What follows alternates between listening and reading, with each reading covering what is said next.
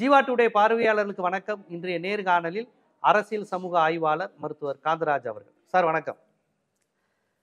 ஈரோடு கிழக்குல அதிமுக நிக்கல, அதுக்கு அவங்க காரணம் சொல்லியிருக்காங்கன்னா திமுக அரசினுடைய ஊழல், லஞ்சம் கொடுக்கறது, அதிகார துஷ்பிரயோகம், இதை தான் விக்கிரவாண்டிக்கு சொன்னாங்க. அதனால நாங்க நிக்கல அப்படிங்கிற மாதிரி சொல்லியிருக்காங்க. தமிழ்நாட்டின் ஒரு மிகப்பெரிய கட்சியா 72 தொடங்கல இருந்து ஒரு பெரிய கட்சி அதிமுக, உங்களுக்கு நல்லாவே தெரியும். இடைத்தேர்தலை தொடர்ந்து புறக்கணிக்கிறது எப்படி பாக்குறீங்க?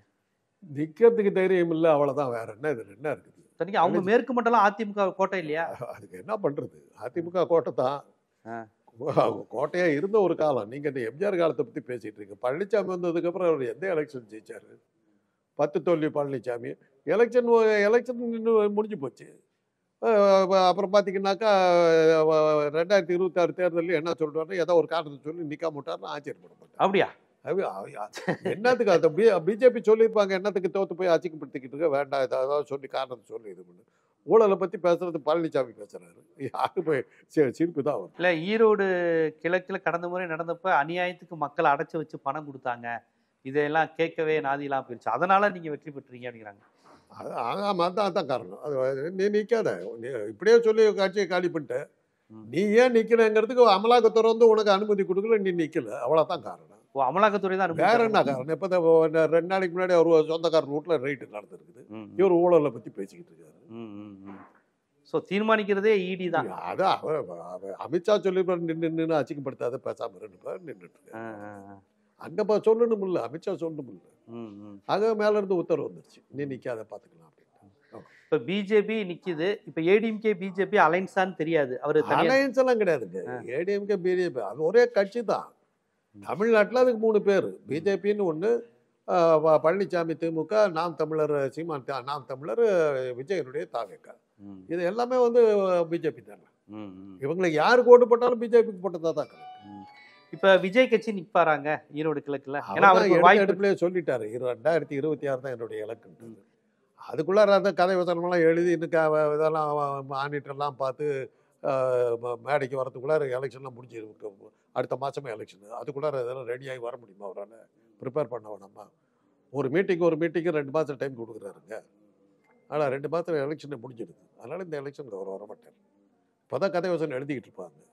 இன்னும் அதுக்கப்புறம் திரைக்கதை எழுதணும், ஸ்க்ரீன் பிளே எழுதி முடித்து மானிட்டர் பார்க்கணும். மானிட்டர் பார்த்து தானே இதுக்கு வரும். ரிகர்சல் முடிச்சு மானிட்டர் பார்த்துட்டு வரும். அதுக்குள்ளே எலெக்ஷன் முடிச்சிடும். அப்ப அதிமுகங்கிற ஒரு ஸ்ட்ராங்கான எதிர்கட்சி இல்லாம இருக்கு தமிழ்நாட்டுல. அந்த கட்சி இல்லைங்க, எங்கெங்க இருக்குது. 3 விழா பண்ணிட்டாங்க. 3 விழா பண்ணிட்டாங்க. சசிகலா காணாம போயிட்டாங்க. தினகரன் அப்பப்போ அப்படியே ஒரு இது சால்சா போட்டுட்டு போடுறாரு. எதிர்கட்சி எங்க இருக்குது தமிழ்நாட்டில்? யார் இருக்கா தமிழ்நாட்டுடைய பெரிய தலைவிதியே என்னன்னாக்கா எதிர்கட்சிகள் இல்லைங்கிறத. அண்ணாமலை அந்த இடத்த நடப்புறாருன்னு பாக்குறீங்களா? அண்ணாமலை வந்தாருனாவே சும்மா இருக்கவங்க கூட திமுக ஓட்டு போட்டு திமுகவுக்கு தான் வேலை செய்யறாரு. அவர் அண்ணாமலை வந்தாலே போதுமே, ஐயோ இந்த ஆளா அப்படின்னு சொல்லிட்டு திமுக ஓட்டு போட்டு. இல்ல, ஆனா என்ன சொல்றாங்க, எச் ராஜா, இலகணேசன், தமிழிசை இவங்கெல்லாம் இருந்த பாரதிய ஜனதாவை விட மக்கள்கிட்ட ஏதாவது ஒரு வகையில ரெகுலரா பேசு பொருள் ஆக்கியிருக்காரு அண்ணாமலைங்கிறாங்களே. ஐயா, பேசு பொருளுங்கிறது இருக்குது.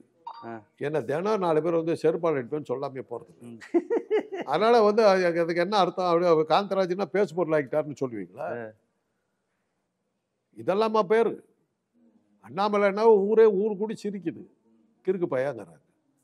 ஒரு மென்டல் ஆனவன் ஒருத்தர் ரோட்டில் போனால் அத்தனை பேரும் சுற்றி பார்த்து போயிட்டே போயிடுவேன். பாப்புலர் ஆகிட்டான்னு அர்த்தமா? நம்ம தமிழில் பழமொழி இருக்குது, பணக்காரன் முன்னாடி பைத்தியக்காரன் முன்னாடி 10 பேர் பார்த்து. அது அண்ணாமலை யாருன்னு உங்களுக்கு தெரியும். அவர் முன்னாடி 10 பேர் இருக்காரு. அவங்களாம் இதான் எடுக்க முடியாது. அதனால் பாஜக தான் வராதுன்னு தெரிஞ்சதுனால தான் இவங்க 3 பேர்த்துக்கு இது பண்ணாங்க. Palaniswami proved failure. 10 தோல்வி பழனிசாமி பேர் வைக்கிட்டாரு. அதனால தான் எலெக்ஷன் நின்னாதானே தோக்குறோம், அந்த நிற்காம விட்டா என்ன பண்ணுவீங்க பார்க்கலாம், அந்த சவால் விட்டார்.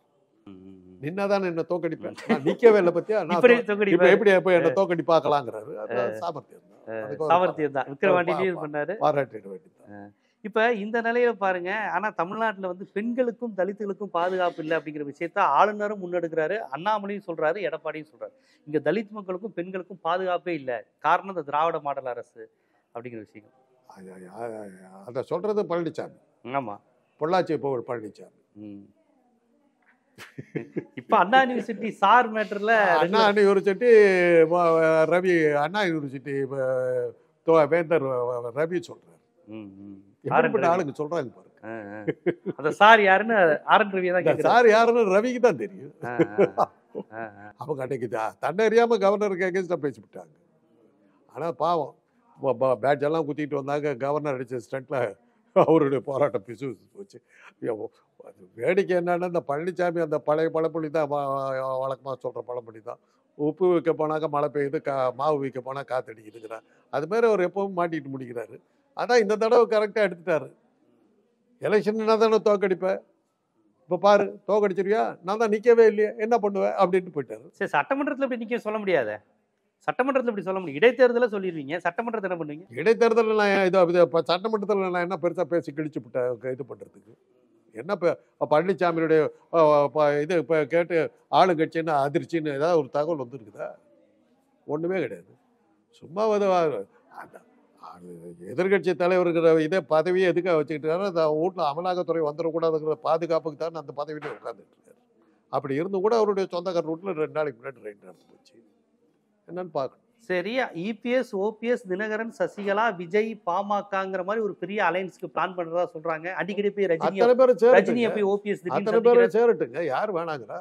அப்படி சேர்ந்தா ஒரு பெரிய மாற்றம் வரும். பார்க்கலாம், என்ன ஆகுதுன்னு பார்ப்போம். மக்கள் அவங்க நம்புறாங்களான்னு பார்ப்போம். ஏன்னா ஓபிஎஸ் போய் ரஜினியை சந்திச்சிருக்கிறாரு. இபிஎஸ் ரெட்டலை கிடைச்ச விழாவில், ஜானகி விழாவில் ரஜினிகாந்த் கலந்துக்கிறாரு. ஸோ ரஜினியை வச்சு திருப்பி எதுவும் பிளான் பண்றாங்களோன்னு ஏற்பாடு இருக்குல்ல. அவர் என்னத்துக்கு ஏதோ ஊருக்கு போகும்போது அரசியல் பேசாதீங்கன்னு போறாரு.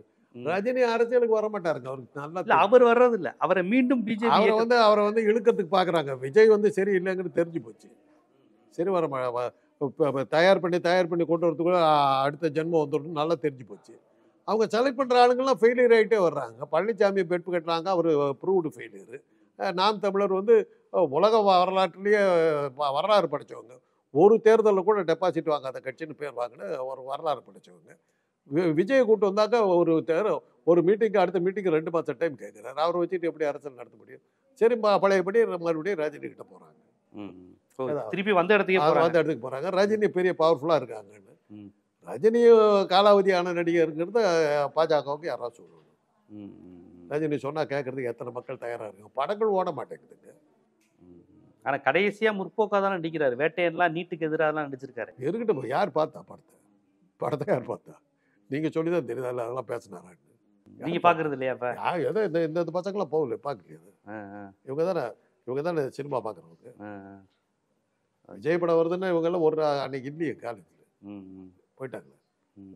அதே வேட்டையன் படத்துக்கு எல்லாம் கிளாஸ்ல தான். சரி, விஜய்க்கு இவ்வளோ இளைஞர் பட்டாளா இருக்குன்னா ஒரு 8% வாங்கிட மாட்டாரா? அவங்க அந்த விஜய் படம் வந்தால் கூட அவங்க போக மாட்டேங்கிறாங்களே. அவங்களும் இதாயிட்டாங்களே. அதனால அரசியலில் நீங்கள் அவ்வளோ தூரத்துக்கு உடனடியாக எல்லாம் வந்துட முடியும். இப்போ அண்ணாமலை மாற்றப்படுவார், நைனா நாகேந்திரன், வானதி சீனிவாசன்லாம் வருவதற்கு வாய்ப்பு இருக்குங்கிறாங்க. நீங்கள் எப்படி பார்க்குறீங்க? பாருங்க, கவர் பண்ணுற பேப்பரை மாற்றுறதுனால உள்ளுக்கிற சாக்லேட் நல்லாயிடாது. சாக்லேட் சரி இல்லைன்னாலும் எந்த இதில் போட்டு கவர் பண்ணி கொடுத்தாலும் விற்காது. ப்ரிப்பரேஷன் நல்லா இருந்ததுன்னா கீழே மண்ணில் போட்டு கொடுத்தா கூட எடுத்து சாப்பிட்டு போடுவாங்க. அவ்வளோதான். சரக்கு நல்லா இல்லை, வியாபாரம் ஆகுது. வானதி, நைனா நாகேந்திரன் யார் வந்தாலும் யாரு போட்டாங்க, யாரை வேணாலும் மாற்றி டெய்லி மாற்றிக்க.